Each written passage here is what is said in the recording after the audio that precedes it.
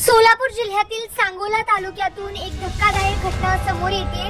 सांगोला तालुक्यातील चिकमहुत येथील बंडगरवाडी येथे एका आयसरने 7 बायकांना धडक दिल्याने त्यातील 5 बायका मृत्युमुखी पडल्यात तर 2 बायका गंभीर जखमी आहेत। दुपारी 4:15 हा अपघात घडला।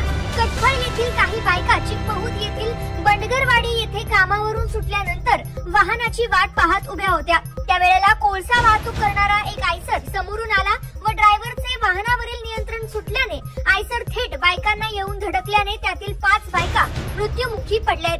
सर्व बायका या कटफळ येथील रहिवासी होत्या। अपघातानंतर पोलीस व रुग्णवाहिका घटनास्थळी दाखल झाली। अपघात झालेल्या आयसर मध्ये 2 जण होते, त्यातील 1 जण पळून गेलाय तर एकाला पकडण्यात पोलिसांना यश आलंय। पुढील तपास पोलीस करतायत।